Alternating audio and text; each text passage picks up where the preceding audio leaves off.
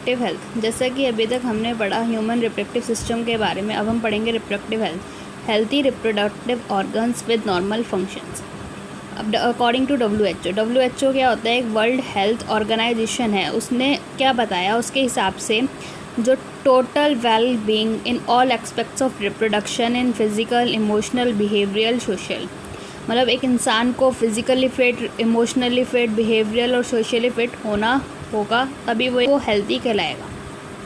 Reproductive health problems and strategies. Action plans and programmes at national level. India was first to initiate. India पहला था जिसने national level पे action plans और programmes को initiate कराया था। 1951 में फैमिली प्लानिंग आई थी। नई नई टेक्निक्स और स्ट्रेटजीज़ का इम्प्लीमेंट होना एक इंसान के लिए काफ़ी इसको एफिशिएंट बनाता है। अब जैसे कि अमीनो सेंटेंसेस एक ऐसी टेक्निक आई थी जिससे कि जेनेटिक डिसऑर्डर्स पता लग जाते थे बच्चे के, जैसे कि डाउन सिंड्रोम्स हो गया, हीमोफीलिया हो गया, सिकल सेल एनीमिया हो गया। सहेली एक कॉन्ट्रासेप्टिव, ओरल कॉन्ट्रासेप्टिव है उन फीमेल्स के लिए जो कि CDRI central drug research institute Lucknow के द्वारा बनाई गई है कंट्रासेप्शन को प्रिवेंट करने के लिए।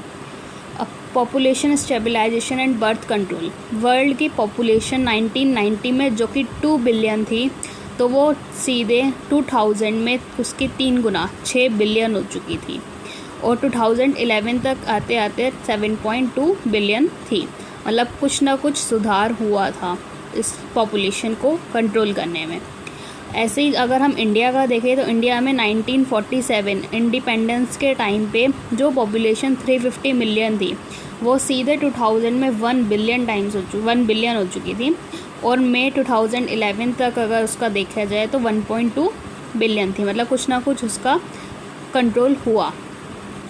अब 2011 सेंसस रिपोर्ट के अनुसार अगर देखा जाए तो जो पॉपुलेशन ग्रोथ रेट था वो लेस देन 2% था, मतलब 20 पर 1000 पर ईयर। मतलब एक साल में उन 1000 लोगों में 20 पर लोग नए बर्थ ले रहे थे। तो इस increasing alarming rate population rate के को देखा जाए तो इससे क्या आ रहा था, काफ़ी स्कैरसिटी हो जा रही थी, काफ़ी बेसिक रिक्वायरमेंट्स की, जैसे कि फूड, शेल्टरिंग, क्लॉथिंग, इन सब की कमी हो रही थी। तो इसीलिए गवर्नमेंट को कुछ सीरियस एक्शंस लेने पड़े थे पॉपुलेशन ग्रोथ रेट को रोकने के लिए, जिनमें से सबसे इम्पॉर्टेंट जो था उसमें ये था कि स्मॉलर फैमिलीज़ के लिए मोटिवेट करना लोगों को। हम दो हमारे दो स्लोगन, मतलब We 2 are 2।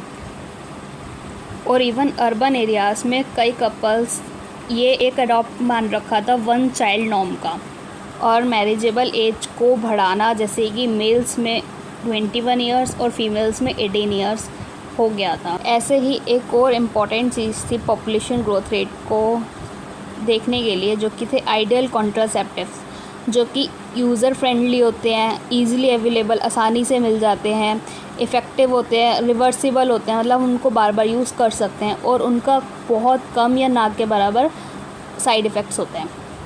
ये किसी सेक्सुअल डिराइव से इंटरफेयर नहीं होते या डिज़ायर से, ना ही यूज़र को सेक्सुअल एक्ट के लिए रोकते हैं। ये कई तरीके के हो सकते हैं, जैसे कि नेचुरल या ट्रेडिशनल, बैरियर के ज़रिए, IUD मतलब intra uterine devices, oral contraceptive, injectables, implants और सर्जिकल मेथड्स के द्वारा होते हैं।